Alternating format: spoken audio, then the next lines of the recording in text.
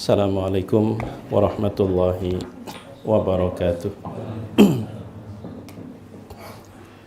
Bismillahirrahmanirrahim. Alhamdulillah wa bihi nasta'in. Wassalatu wassalamu ala Rasulillah sayyidil mursalin wa ala alihi wa ashabihi ajma'in, amma ba'd.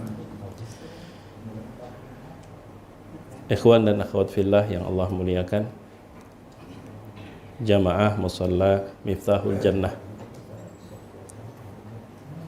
Miftahul Jannah berarti kunci surga. Mudah-mudahan kita termasuk orang-orang yang memang udah diberikan pintu surga oleh Allah Subhanahu wa taala. Pertama-tama mari kita ucapkan alhamdulillah, puja, puji dan syukur kita kepada Allah.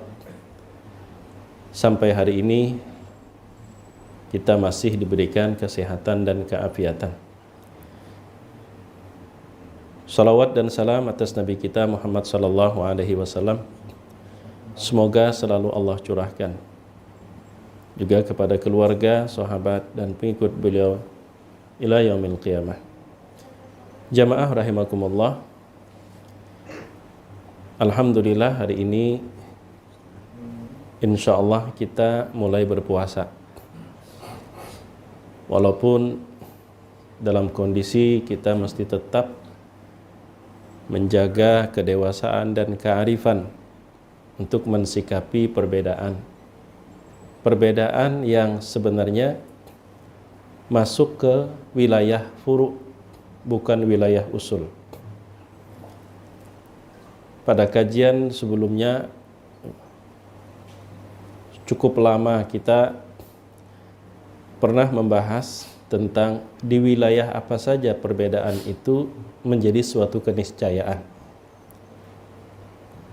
Dan di saat itu kewajiban kita adalah bagaimana tetap bersikap saling menghargai dan menghormati. Baik dalam hal akidah maupun dalam hal fiqih ataupun dalam hal tasawuf. Jika menyangkut masalah usul atau menyangkut masalah akar, maka jika ada perbedaan itu artinya antara benar dan salah. Tapi ketika sudah menyangkut masalah furu', maka perbedaan adalah sebuah pilihan. Setiap orang bertanggung jawab di hadapan Allah sesuai dengan pilihan masing-masing. Dan setiap orang tidak dituntut di hadapan Allah karena pilihan orang yang berbeda. Masing-masing bertanggung jawab di hadapan Allah atas pilihannya sendiri. Yang harus dijaga saat itu mencela, memandang rendah, apalagi menghakim dan memvonis salah, itulah yang harus kita hindari karena itu perbuatan tercela. Kenapa ulun mengatakan perbedaan mengawali puasa itu termasuk masalah ranting, bukan masalah furu'? Karena pertama, alhamdulillah semuanya masih sepakat bahwa berpuasa itu tidak dipindah ke bulan lain. Bulan Ramadan kan, sepakat semua. Itu masalah usulnya. Nah, kecuali kalau umpama puasa dipindah, digeser umpama ke bulan Syawal. Nah, ini yang jadi masalah. Tetap kita semua umat Islam mengimani dan meyakini kewajiban berpuasa satu bulan yang ditetapkan oleh Allah, bulannya adalah Ramadan. Itu masalah usul. Kemudian masalah usul yang kedua, semuanya juga sepakat bahwa berpuasa di bulan Ramadan itu dimulai dari tanggal 1. Sepakat semua. Perbedaannya udah masuk masalah furu', tanggal 1-nya kapan itu? Di Muhammadiyah kan tanggal 1-nya hari ini. Pemerintah mengumumkan tanggal 1-nya mulai besok.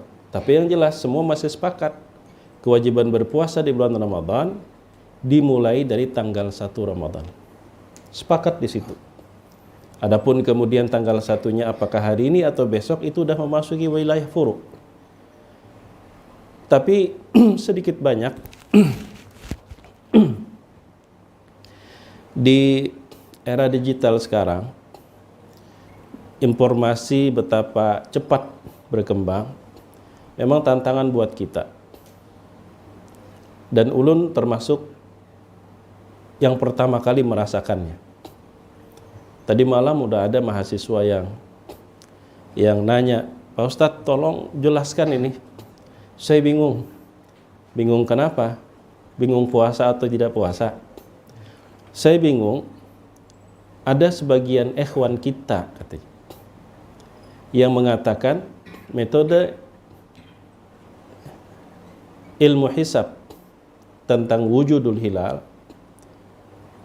itu menyalahi ajaran Rasulullah SAW. Katanya begitu. Bagaimana nih Pak Ustadz? Nah, ulun jawab dengan sambil guyonan. Syukur masih sebagian ikhwan. Tidak semua ikhwan yang mengatakan itu menyalahi ajaran Rasul. Kan pertanyaan sebagian ikhwan, Pak Ustadz, ada yang mengatakan bahwa metode hisab tentang wujudul hilal itu menyalahi ajaran Rasul. Jadi ulun jawab pertama, alhamdulillah cuman sebagian, bukan semua ikhwan. Satu. Kemudian yang kedua, dia kemudian me-WA lagi. Dan mereka mengatakan ini kan melanggar firman Allah untuk taat kepada Allah, taat kepada Rasul dan ulul amr. Walaupun ulun Pak Ustadz kemarin waktu sampean mengisi acara webinar tentang vaksin Sinovac kemarin, memang tentang ulul amr, atiullah wa atiur rasul wa ulil amri minkum. Ulul amr tidak mutlak itu penguasa. Bisa para ulama, ulul amr. Nah, tapi bagaimana tuh Pak Ustadz? Jadi ulun gini, kalaupun kita memang harus paksakan ulul amri di situ adalah maknanya penguasa, pemerintah, maka coba simak perhatikan keputusan dan pengumuman. Apakah bentuknya sekedar informasi atau instruksi penetapan itu? Kalau hanya sekedar informasi, bukan sebuah instruksi, berarti di situ tidak ada tuntutan untuk ketaatan karena memang tidak ada perintah, yang ada hanya informasi penetapan.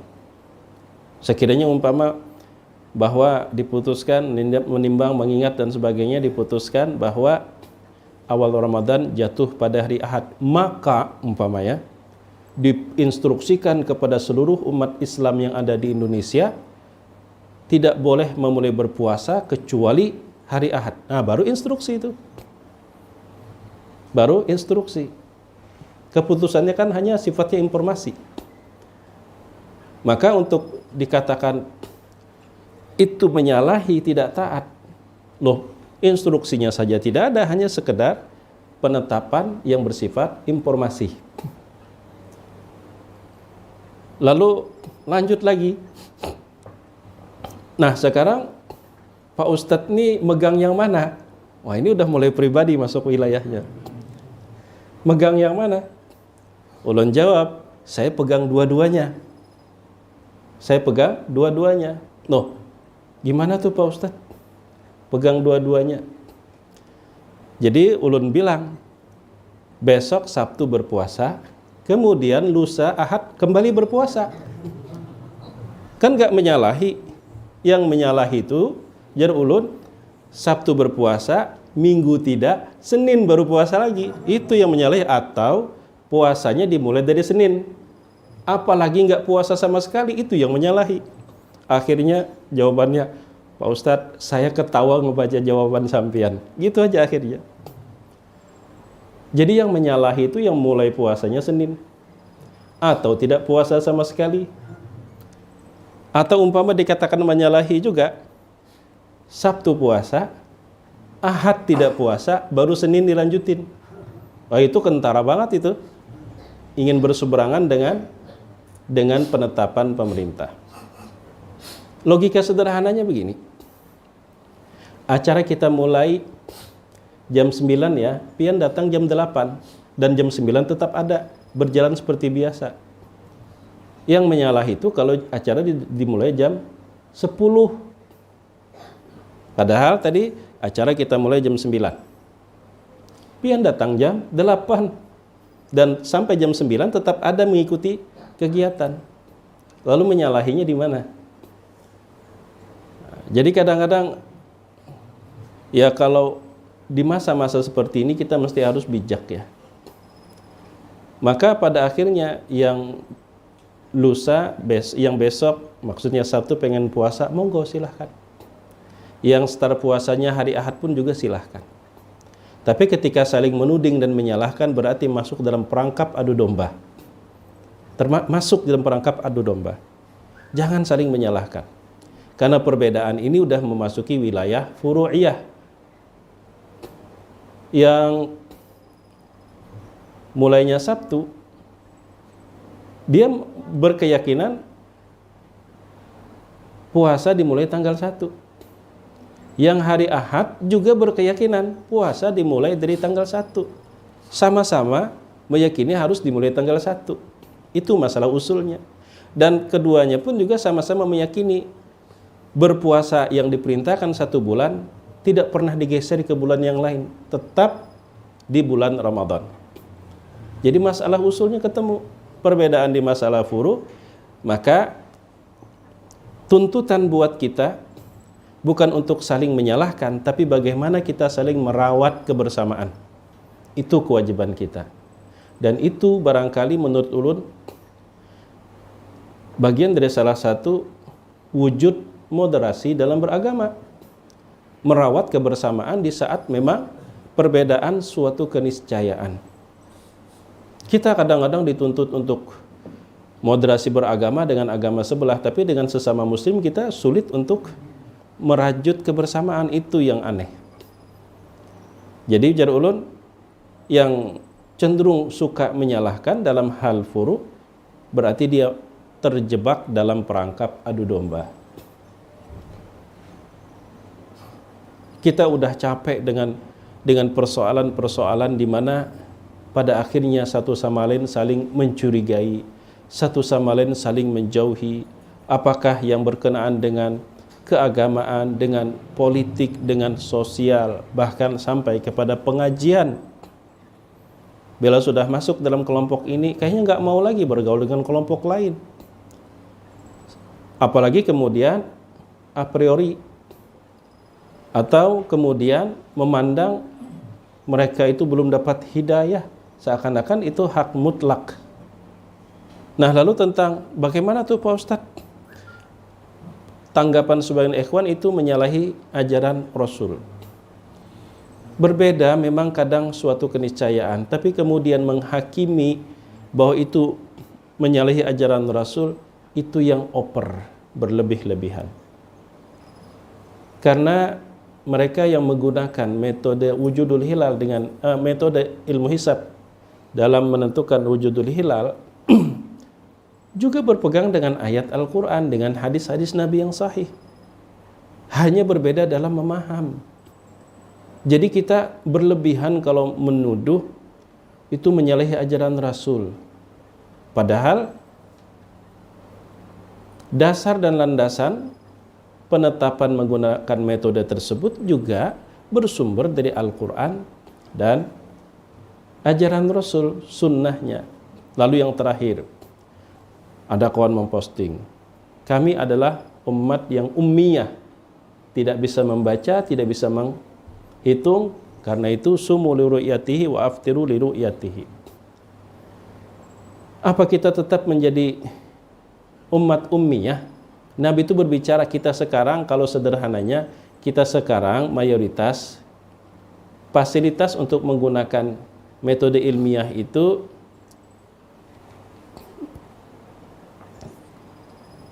bukan tidak memungkinkan.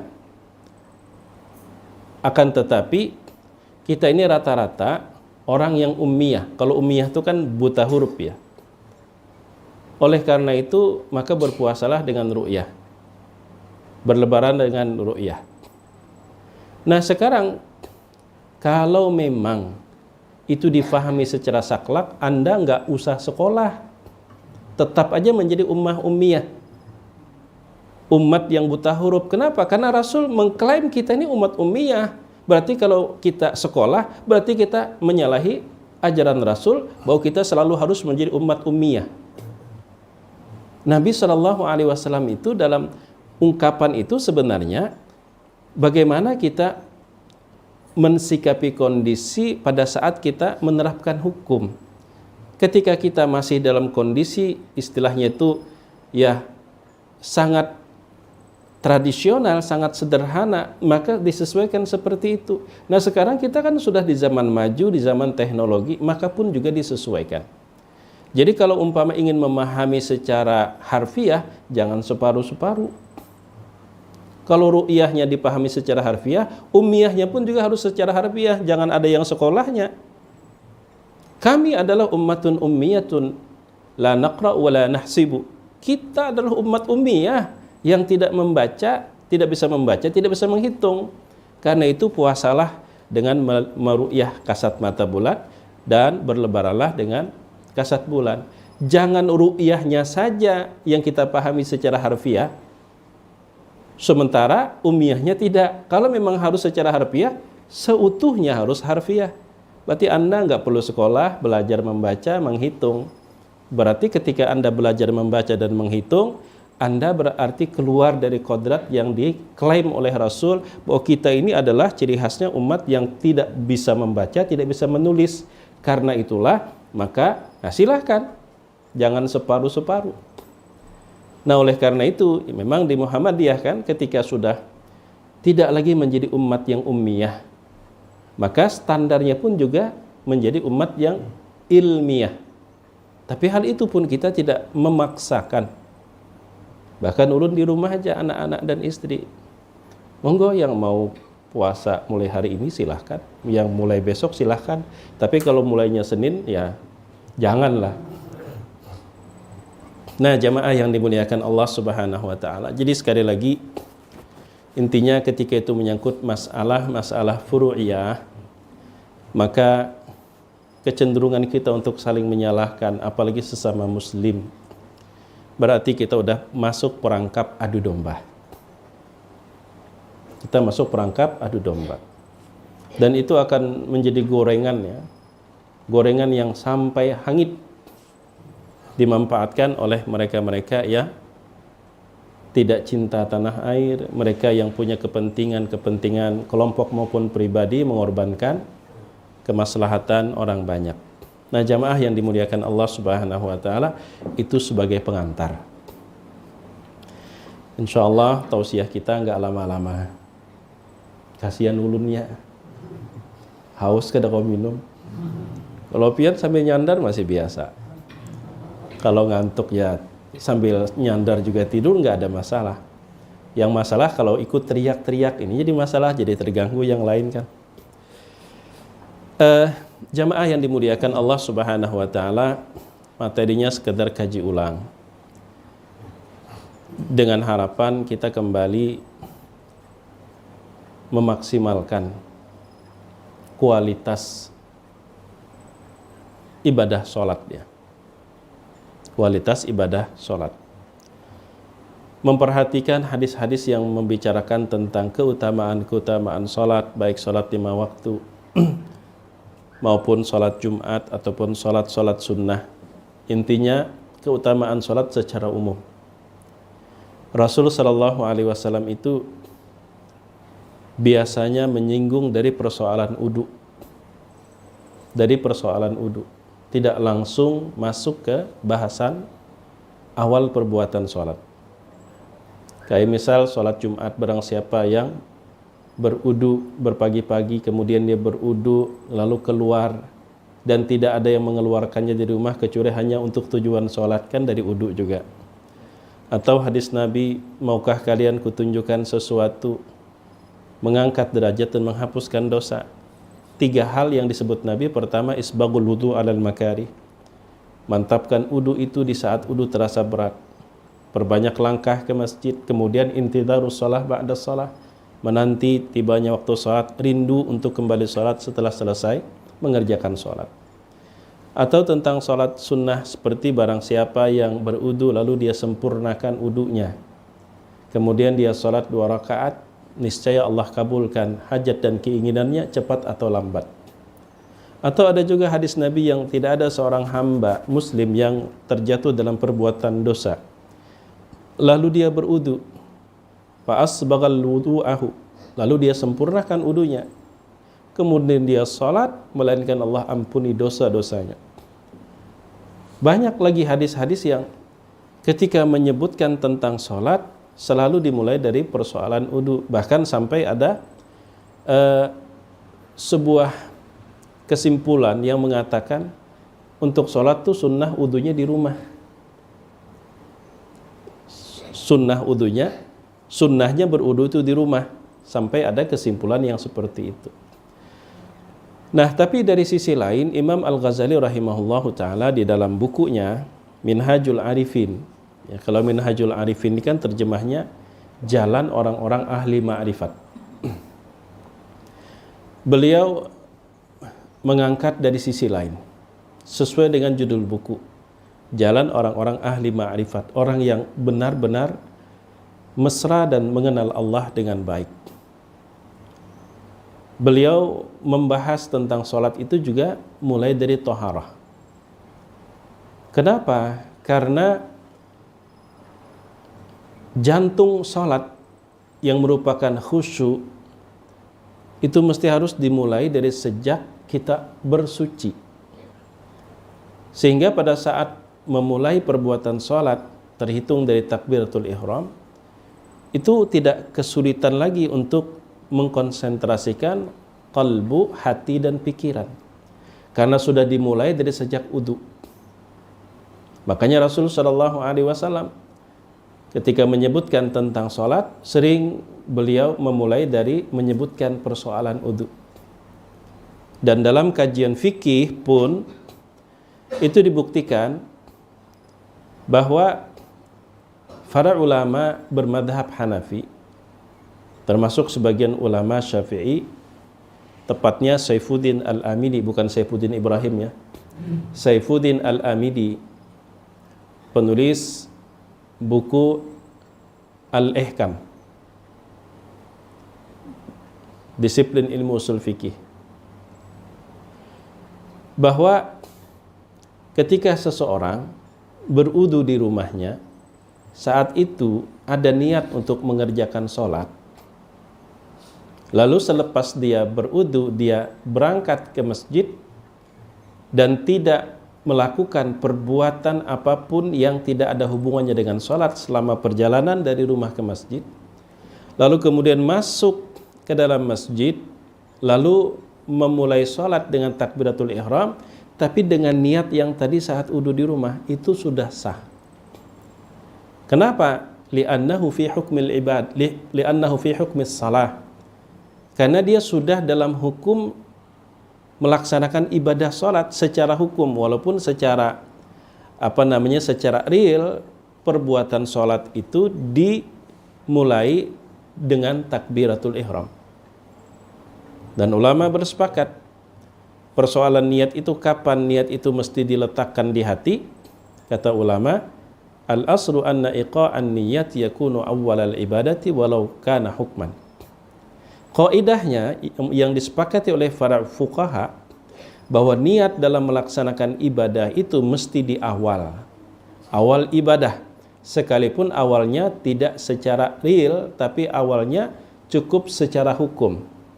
Dan ketika orang berwudu, wudunya jelas dia pengen sholat, saat dia berwudu itu sudah secara hukum dia mendapatkan nilai pulsa ibadah sholat, nilai pahala ibadah sholat secara hukum, ya, secara hukum. Itu artinya bahwa sejak wudu itu sudah kita mesti persiapan untuk menghadap Allah itu sudah kita lakukan.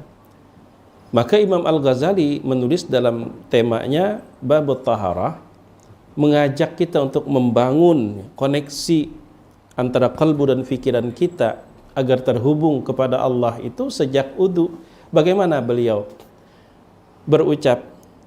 Apa kata Imam Al-Ghazali? Fa idza tatahharta fafakkir fi safwatil ma'i wa riqqatihi wa tathhirihi wa tanzifihi. Kalau engkau bersuci, coba kau temukan jawaban, merenunglah.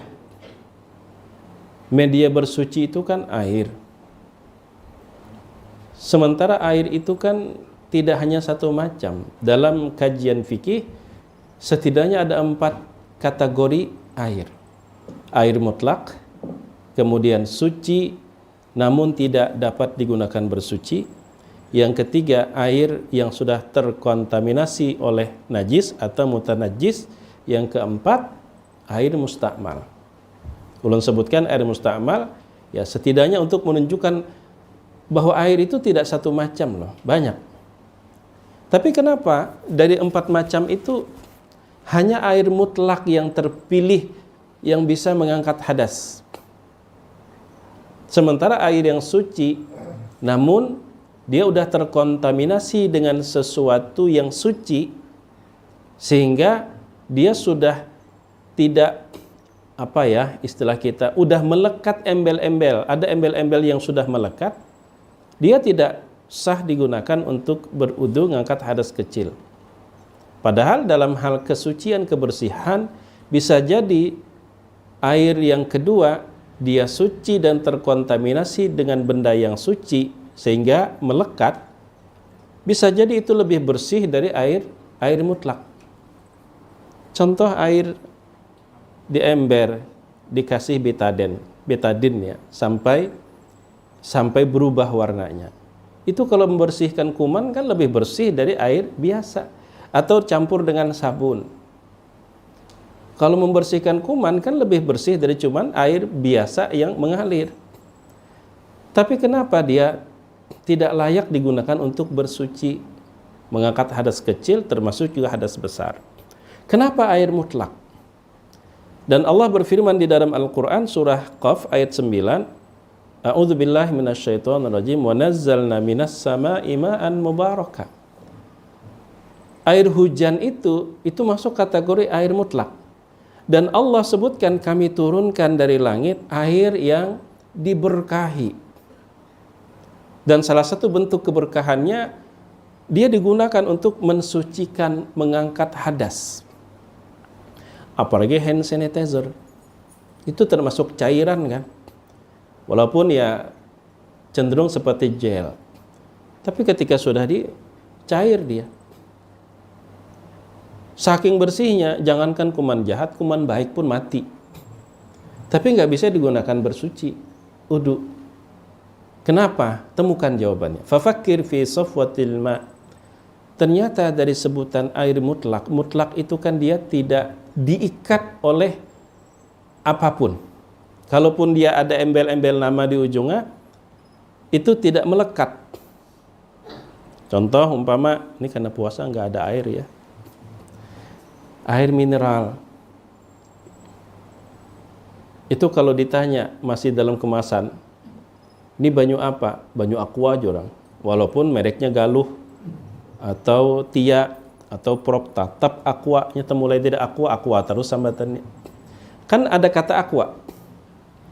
Tapi apakah kalimat itu melekat atau tidak?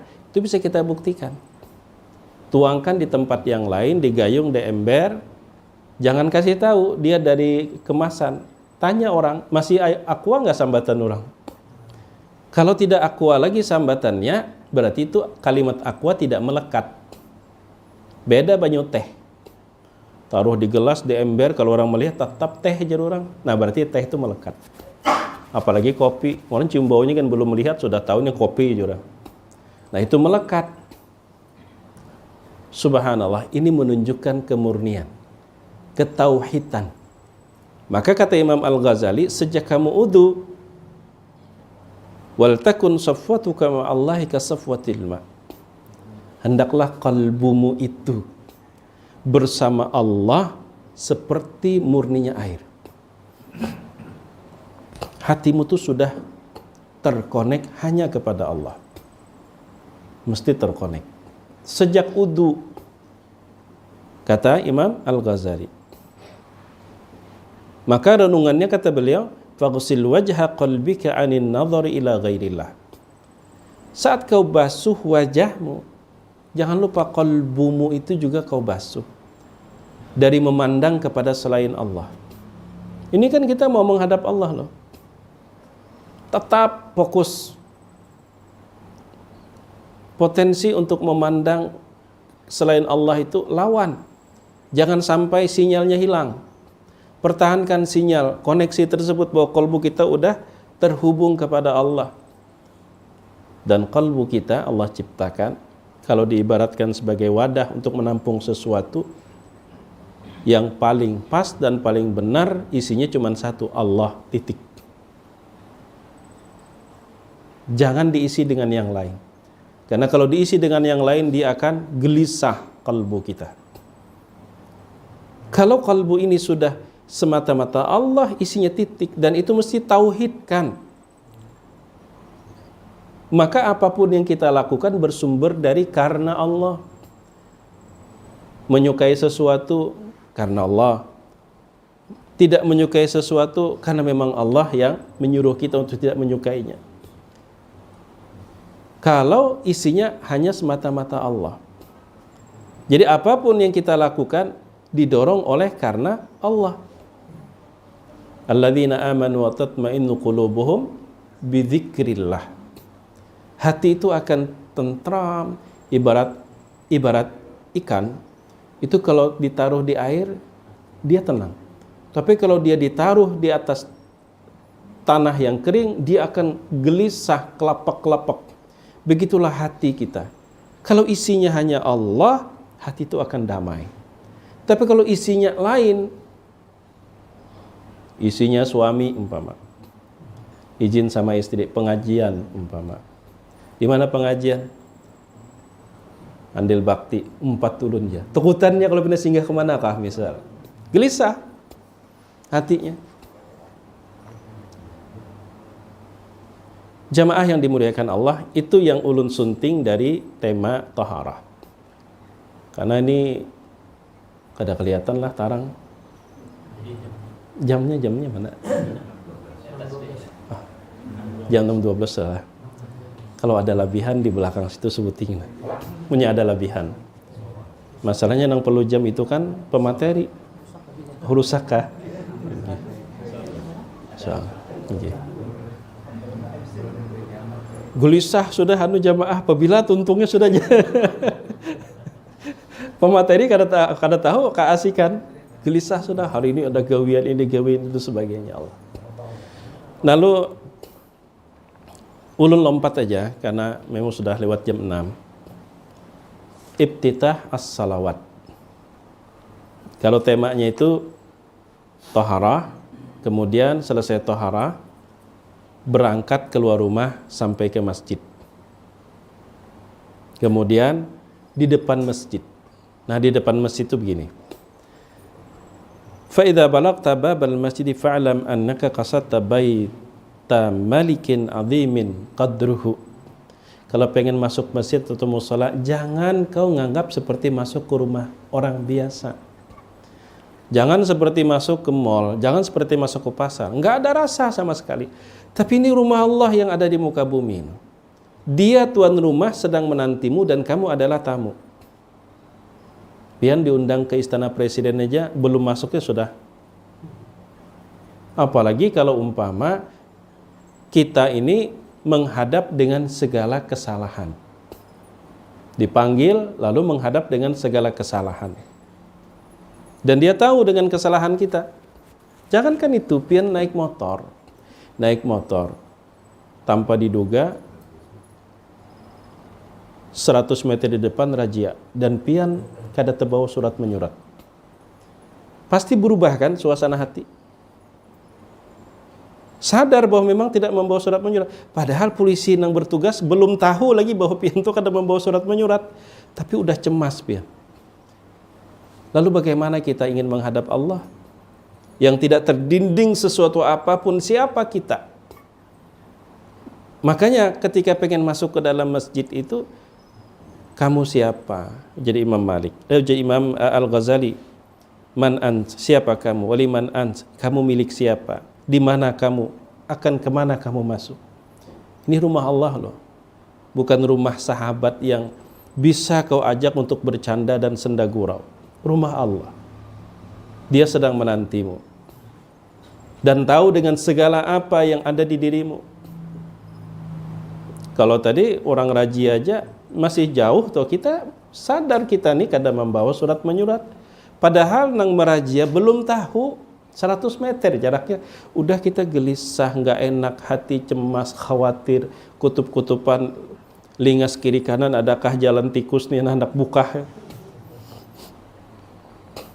Sekiranya soal ke masjid itu soal kelayakan, maka ulun paling tidak layak masuk ke rumah Allah. Tapi kan ini soal panggilan ya.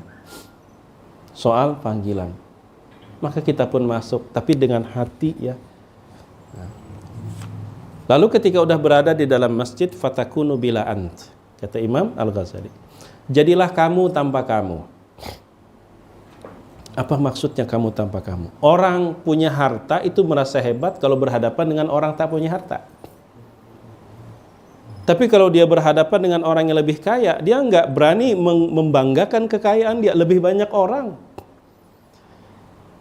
Orang berilmu juga, dia merasa lebih tinggi kalau berhadapan dengan orang yang bodoh, dengan ilmunya. Tapi pada saat dia sadar dia sedang berhadapan dengan orang yang lebih luas ilmunya, nggak akan berani dia merasa hebat. Pejabat itu merasa dia besar ketika berhadapan dengan orang yang tak punya apa-apa. Berani tunjuk anu sana, anu sini. Tapi dia tidak akan berani congkak dengan jabatannya ketika berhadapan dengan orang yang lebih tinggi jabatannya.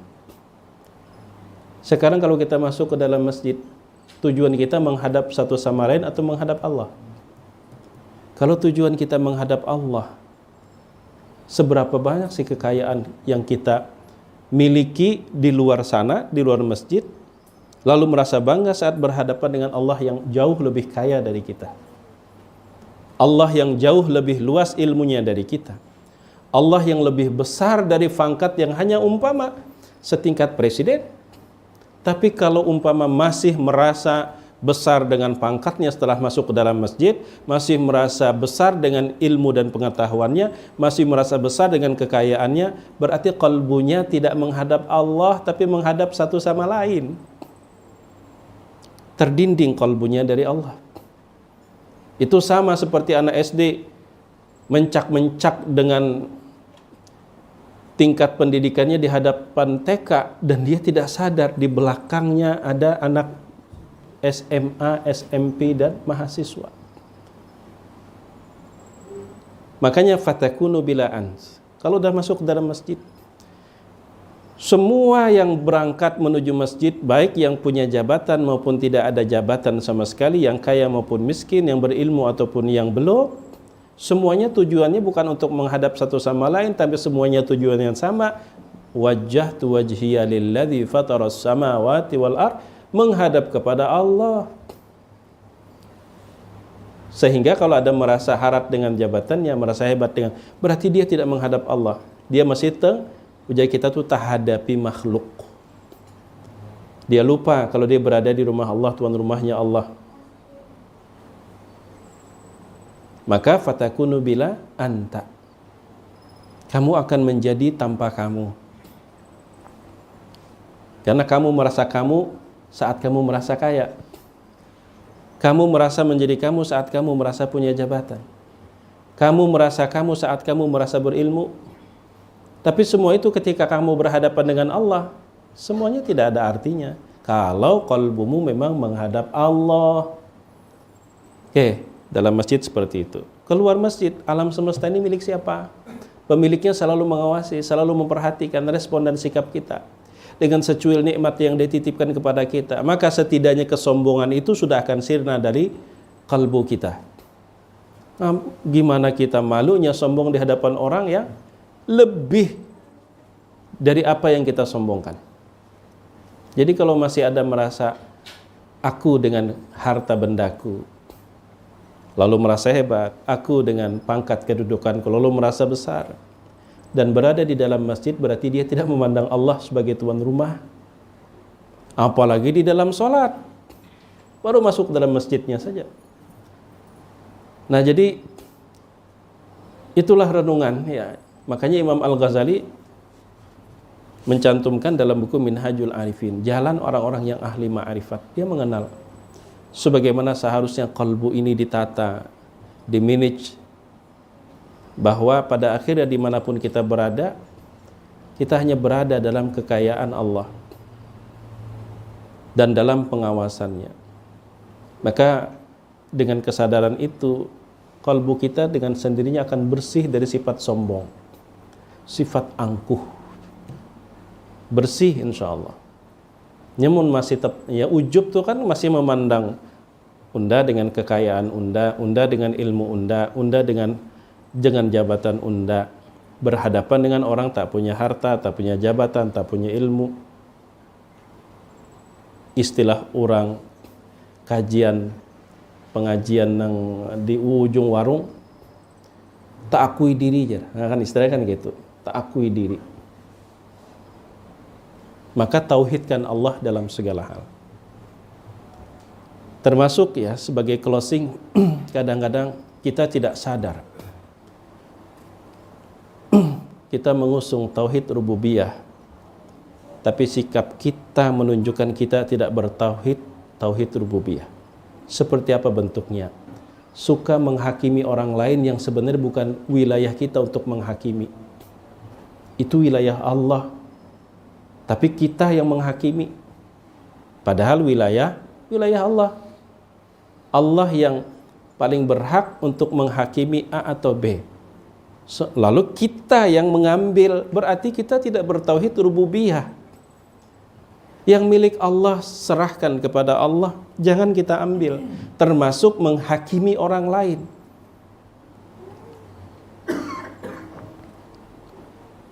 Nah, jamaah yang dimuliakan Allah Subhanahu wa taala, barangkali ini yang dapat ulun sampaikan di pagi hari ini. Sudah mulai terasa haus, jadi berbunyi juga sudah pas. Ini yang dapat ulun sampaikan, mudah-mudahan bermanfaat. Ya, setidaknya tadi bagaimana sikap kita menghadapi fenomena ada yang puasa dimulai dengan Sabtu, ada yang juga dimulai dengan Ahad. Kalau kita ribut, kalau umpama saling menyalahkan, apalagi kemudian saling curiga, saling nuduh, saling buruk sangka, berarti kita telah masuk dalam perangkap adu domba. Tetap bersikap bijak dan dewasa. Ini soal pilihan. Kita bertanggung jawab di hadapan Allah atas pilihan masing-masing dan tidak akan dituntut karena pilihan orang berbeda. Kemudian juga tentang bagaimana renungan kita untuk memaksimalkan sholat agar jantung sholat itu betul-betul kita miliki, yang kita kenal dengan kekhusyuan di dalam sholat, yaitu bagaimana kita memaksimalkan koneksi agar kalbu kita sinyalnya itu kuat terhubung dengan Allah Subhanahu wa taala, sehingga tidak lagi memandang atau terprovokasi oleh pemandangan-pemandangan yang hanya bagian dari skenario yang Allah berikan, dan Allah saat itu menunggu respon kita seperti apa. Ini yang dapat ulun sampaikan, mudah-mudahan bermanfaat. Jika ada salah dan hilapnya, mohon maaf sebesar-besarnya. Terima kasih atas waktu dan kesempatan. Jazakumullahu khairan. Selamat menjalankan ibadah puasa. Subhanakallahumma wa bihamdika asyhadu an la ilaha illa anta astaghfiruka wa atubu ilaik. Assalamualaikum warahmatullahi wabarakatuh.